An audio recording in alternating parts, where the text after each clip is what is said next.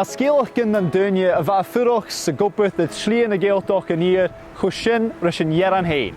Chain a scéalachcin a cha aonse an toiseach an tac an sinne bó ghinne loch go ghinne loch agus go tríoch nuair a cha an scríomh sios mú Dhearg Hawl, bheit ciad an jibhlíonachin iad a gáil seicad.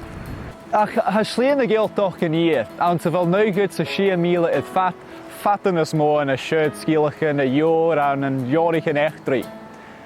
Han na scéalachcin rin féin ans na duine, agus ans na háitechin iad an Slighe. Agus ha mé táiseach in an roundsacha gacam ag Inbhir Snàthaid. So Kelly, this is part of the 18th century garrison, and what remains of it? What do you know about it? It was built in 1718 by the Duke of Montrose to suppress Rob Ruadh MacGriogair and his clan, and built in the centre of Inversnaid to ensure that they would stop what they were doing. And it was just to annoy him, really. It finished construction in 1719. Rob Ruadh was so incensed by this that his men abducted the stonemasons that were trying to build the thing and put them on Factor Island on Loch Katrine at Slighe and held them for ransom. And then the Duke of Montrose paid for them to come back, and they carried on building it, but then he tried to burn it down in 1719 as well. Failed. And then Battle of Culloden time, he burnt it down again and succeeded on that occasion, unfortunately. They did rebuild it, initially to build it bigger, but they stuck with the original Italian style plan and kept it as it is. So there's some of it left, and there's some of it over here left, and then it was been changed and manipulated to suit what people's needed since. Is it protected under Historic Scotland, or is it just a... Yes, it's protected under Historic Scotland as a scheduled monument. Okay. So yeah, we keep it as we can without any more of it falling down.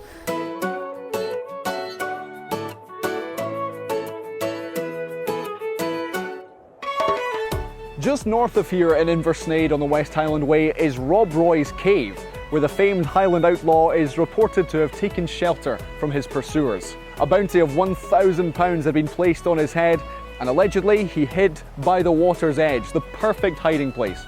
There's also a tradition that Raibeart Brus came there to lay low after the Battle of Dail Rìgh in 1306. According to historians, Rob Roy spent his early years in Glengyle, his later life in Balwhidder. But here in Inversnaid, with its forests, its crags and its tranquility, was home. Se Raibeart Brus duine animal eile is Slighe Taobh an ír.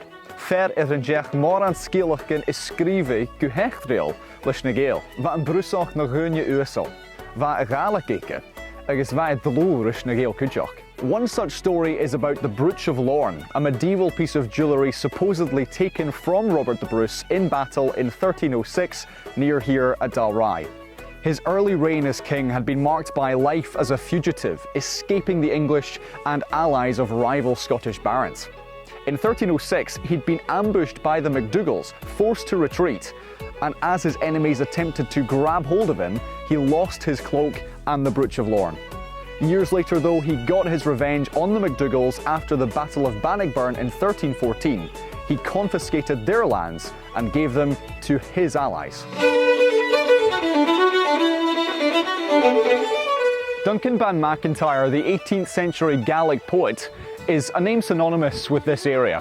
Duncan, or Donogh, was a reluctant soldier, a forester, later a gamekeeper, but it was his songs and poems about this area that brought him fame and honour.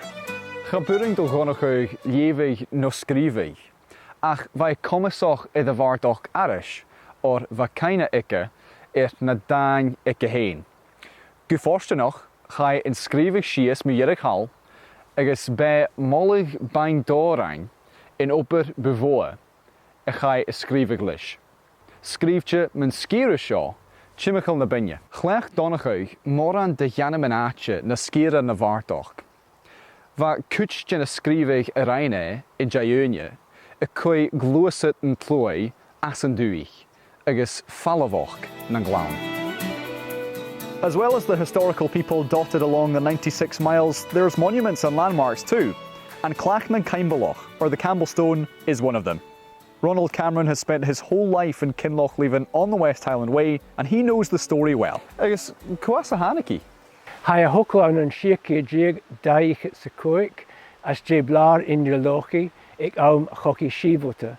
Van the Caimble sapers tuv na Parliament, agus tuv Ela, van the Donnelly, agus Kinian Ela, maar na Cameronich, a sapers na Chiet Ri Cherlach. Va een bard animal Ian Laum and Lahar, agus hust Ian.